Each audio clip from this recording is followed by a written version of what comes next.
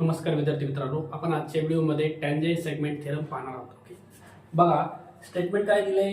Tangent segment draw from an external point to a circle are congruent. Okay, तर बघा हे तुमचं circle दिलेलं आहे. हे सर्कल आहे. या सर्कलला बाहेरच्या एक्सटर्नल पॉइंट मधून दोन टँजेंट मी ड्रॉ करत आहे बघा, आणि ही आहे दुसरी tangent. Okay,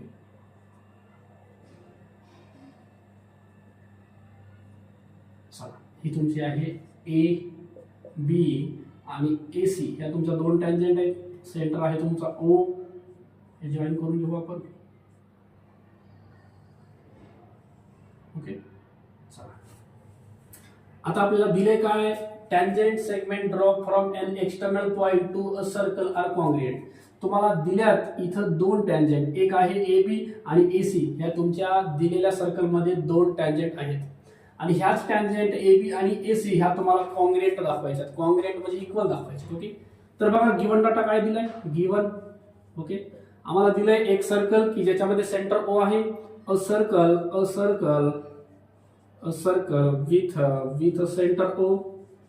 with centre O. त्याच्यानंतर tangent A B and A C, tangent A B and AC intersect at a point B and C respectively. Okay, चला बघा तुमच्या टँजेंट AB आणि AC सर्कलला B आणि C मध्ये इंटरसेक्ट करत आहेत. Okay, त्याच्यानंतर टू प्रूव्ह आपल्याला प्रूव्ह काय करायचे बघा इकडं. ह्याच्यामध्ये प्रूव्ह आपल्याला करायचे की ह्या ज्या टँजेंट आपण इंटरसेक्ट केल्यात सर्कलला, त्या टँजेंट कॉन्ग्रुएंट दाखवायच्या की A B he tangent congruent आहे ए सी या टँजेंट बरोबर. ओके, चला आता बघा याच्यात काय करायचं तर प्रूव्ह केला. तर आपल्याला इथं दोन ट्रायंगल बनवता येतील. एक ट्रायंगल आहे तुमचा वरचा ए बी ओ, हा एक तुमचा ट्रायंगल आहे ए बी ओ, आणि दुसरा ए सी ओ हा तुमचा दुसरा ट्रायंगल आहे.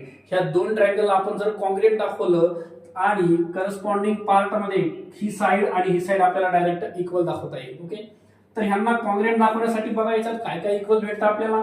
इथं आपल्याला टँजेंट थेरम नुसार 90 अंश घेता येतं.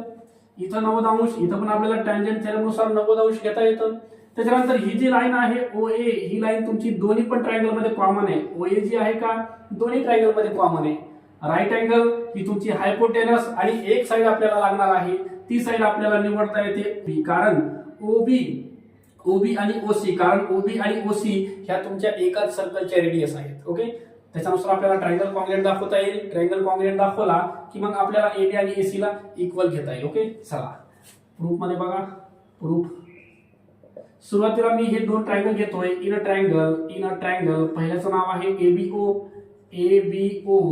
अँड दुसरा ट्रायंगल आहे ट्रायंगल एसीओ. पहिले आपल्याला 90 चा कोण घ्यायचा आहे. Angle ABO is a congruent to angle ACO. Reason आहे तुमचं टँजेंट थेरम म्हणा, टँजेंट थेरम. त्याच्यानंतर OA, ह्याच्यामध्ये पण OA आहे आणि ह्याच्यामध्ये पण OA आहे. ही तुमची कॉमन साइड आहे, कॉमन साइड. त्याच्यानंतर OB आणि OC इक्वल घेता येतं. OB is a congruent to OC घेता येतं. Radius of same circle.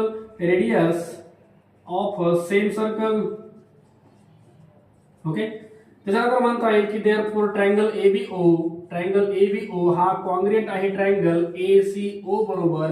Right angle hypotenuse side test. Okay, तर ही टेस्ट वापरून आपण दोन ट्रायंगल कॉन्ग्रुएंट दाखवले, आणि ट्रायंगल एकदा कॉन्ग्रुएंट झाले की उरलेले भाग आपल्याला करस्पॉन्डिंग पार्ट मध्ये इक्वल दाखवता येतात. त्याच्यानुसार मी एबी आणि एसी ला इक्वल दाखवतोय की AB is congruent to AC. Reason आहे आपलं corresponding side of a congruent triangle. Okay, तर हा झाला आपला थेरम कंप्लीट. ओके.